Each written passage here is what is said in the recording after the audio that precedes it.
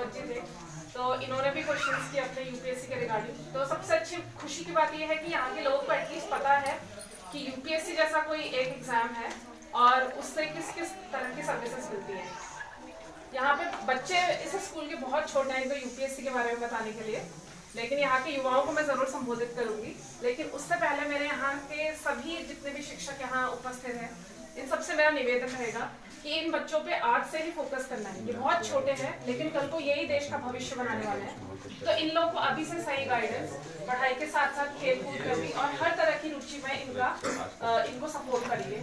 यहाँ पे मुझे बहुत खुशी हुई कि हमारे महिला मंडल के भी अध्यक्ष उपस्थित है और यहाँ पे बहुत सारी महिलाएं हैं यहाँ पे। हालांकि यहाँ के ग्राम प्रधान स्वयं एक महिला है, तो इन सबको देख के मुझे बहुत खुशी होती है कि यहाँ पे महिलाओं का इतना ज़्यादा बढ़ चढ़ के यहाँ पर पार्टिसिपेशन है हर किसी एक्टिविटी में। मैं पापा ने थोड़ा सा अपना मेरा बैकग्राउंड दे दिया था कि जैसे मैंने प्रारंभिक शिक्षा जवाहर नेहरू विद्यालय से, इसके आगे मैंने बीटेक किया है NIT श्रीनगर से। उसके बाद मैंने 1 साल की जॉब करी और उस जॉब के दौरान मेरे पिताश्री ने मुझसे कहा कि यूपीएससी की तरफ मुझे एक बार सोचना चाहिए। लेकिन मुझे लगता है कि जब तक किसी भी विषय में किसी भी तरफ आपकी स्वयं की रुचि ना हो और एक आत्मविश्वास ना हो, तब तक ये कार्य संभव नहीं हो सकता। पिताजी ने बोला यूपीएससी की तैयारी के लिए, लेकिन जब मैं जॉब छोड़कर दिल्ली आ गई और उसके बाद मैंने देखा कि यूपीएससी में किस तरह का क्रेज है लोगों के बीच, सारे युवाओं के बीच, तो शायद मुझे थोड़ा सा कॉन्फिडेंस मिला कि हाँ, ये एग्जाम में भी पास कर सकती हूँ। और मैंने कोशिश किया और पहले ही प्रयास में मुझे इंटरव्यू तक पहुंचने का मौका मिला और फिर दूसरे ही प्रयास में मैं पहला ही स्टेज क्लियर नहीं कर पाई। तो वहाँ पे वो बहुत ज़्यादा कॉन्फिडेंस थोड़ा सा लूज हुआ, लेकिन उस टाइम पे मेरे माता जी, पिताजी, भाई बहन, जीजा जी और जितने भी मेरे ताऊ जी ये सब है, परिवार वालों का बहुत ज़्यादा सपोर्ट रहा। तो उसकी वजह से शायद तीसरे प्रयास में मुझे ये सफलता हासिल हुई है।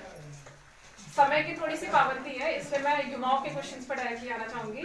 जैसे कि इन्होंने पूछा कि व्हाट मोटिवेटेड मी कि मैं आज यहाँ पर खड़ी हूँ और मैं यूपीएससी क्लियर किया है।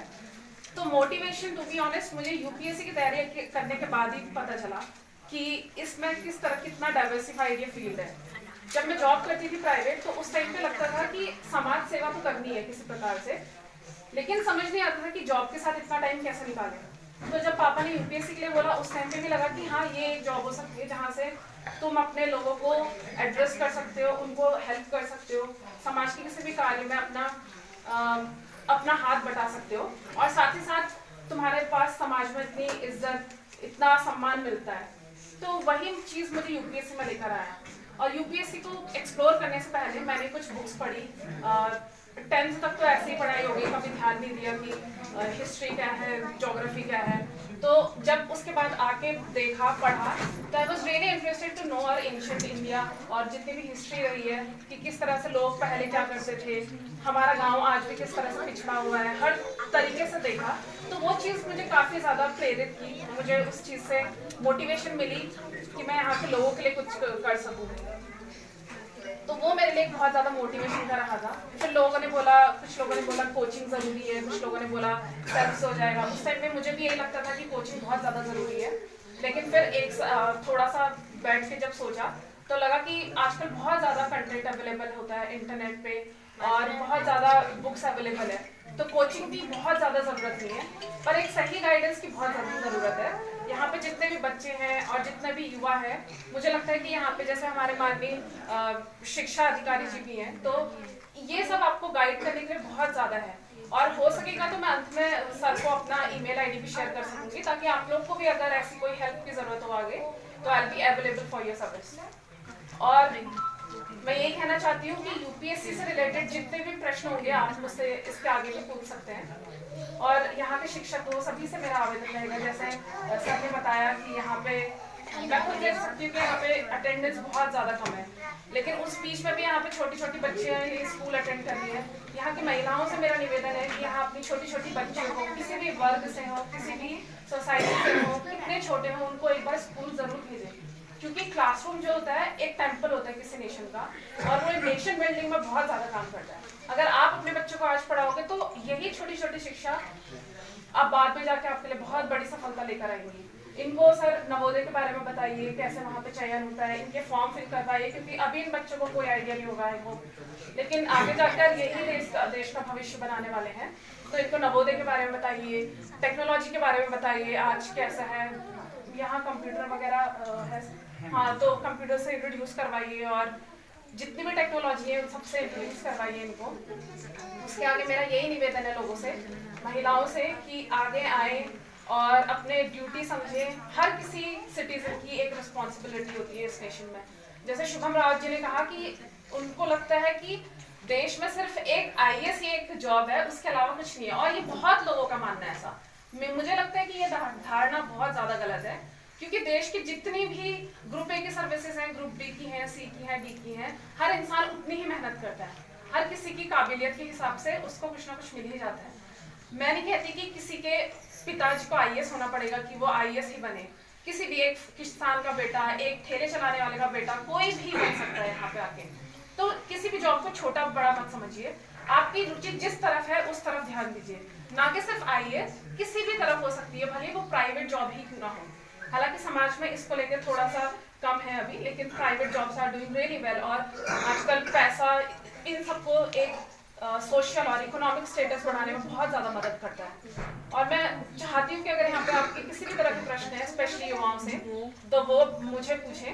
और मुझे बहुत खुशी हुई कि मैं यहाँ आके आप लोगों के बीच, आप लोगों ने मुझे इतना सम्मान दिया। कल भी कुछ युवा लोग आए थे घर पे, तो उन्होंने कहा कि खन्ना का नाम हिस्ट्री में पहली बार आया है। मैं चाहती हूँ कि शुरुआत हो चुकी है, लेकिन अब बार बार अखबार में खन्ना का नाम आए। और कुछ क्वेश्चंस होंगे तो आप पूछ सकते हैं, मैं सर को अपनी ईमेल आईडी दे दूँगी।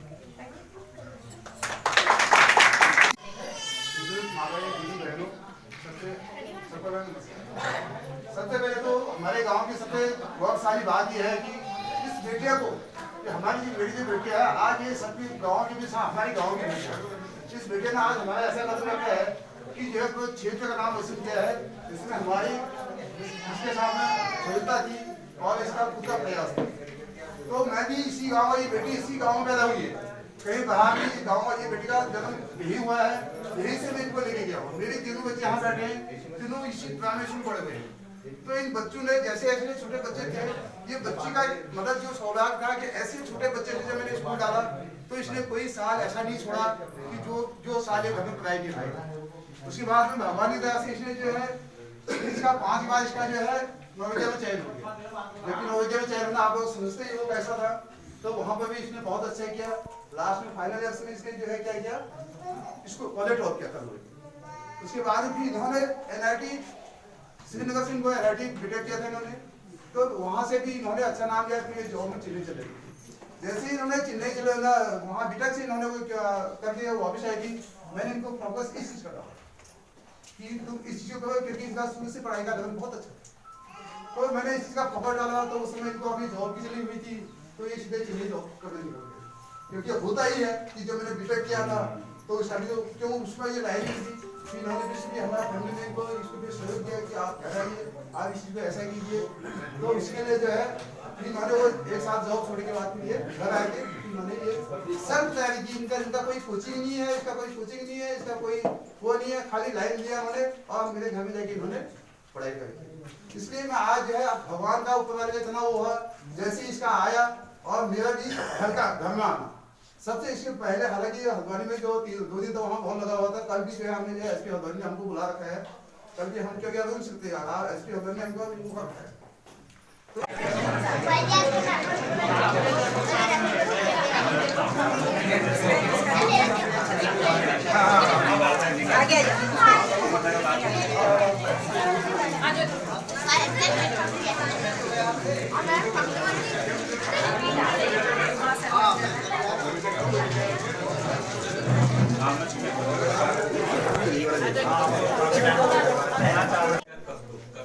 अंग्रेजी में सुनाओ।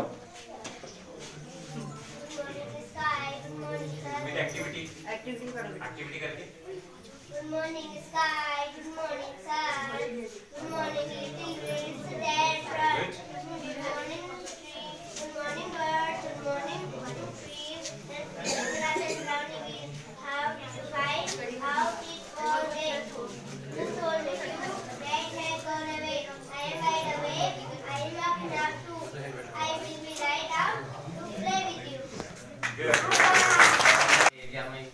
एक IAS ऑफिसर हमारी लड़की बनी है और उम्मीद करता हूँ सबके लिए सोचे कि अगर वो पद पर मिले और सभी मैं मेरी सभी शुभकामनाएं और भगवान से प्रार्थना करता हूँ इसकी लंबी उम्र हुई और अच्छा काम करें और अपना और कुछ नहीं पाऊँगा।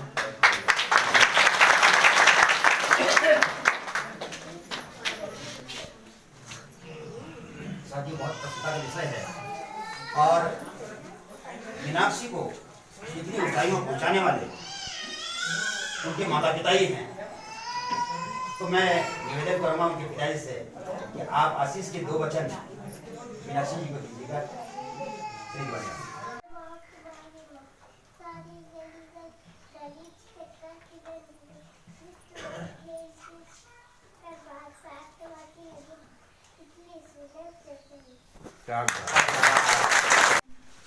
कई क्षेत्रों में भी आपका निरीक्षण भी है, तो मैं अपनी बातों को जारी रखते हुए मैं शिक्षा अधिकारी महोदय से कहूँगा कि आप अपने आशीर्वाद के 2 वचन मीनाक्षी के प्रति वो इन बच्चों के प्रति बैठो बैठो बैठो आप बैठो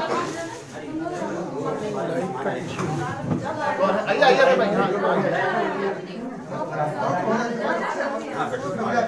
सीमित साधनों में भी हम जितना भी कर पाए, तो क्योंकि आज भी अगर हम देखें हमारा गांव का जो परिवेश है आज भी बहुत पिछड़ा हुआ है और हम लोग उतने सक्षम नहीं हैं किसी भी उसको ऑर्गेनाइज कराने के लिए।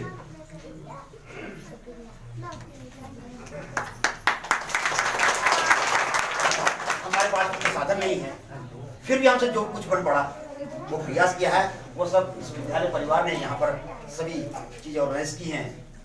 तो मैं धन्यवाद देना चाहूँगा विद्यालय परिवार को कि आपने अपना स्थान भी दिया है और सारी चीजें यहाँ पर मुहैया भी कराई हैं। हमारा भी सौभाग्य है। बिल्कुल बिल्कुल और वो तो हमारे विद्यालय भी हम सबका है। तो इन्हीं सब के साथ मैं आप सब लोगों का आभार व्यक्त करता हूँ। और अभी और कोई बोलना चाहिए कोई लोग?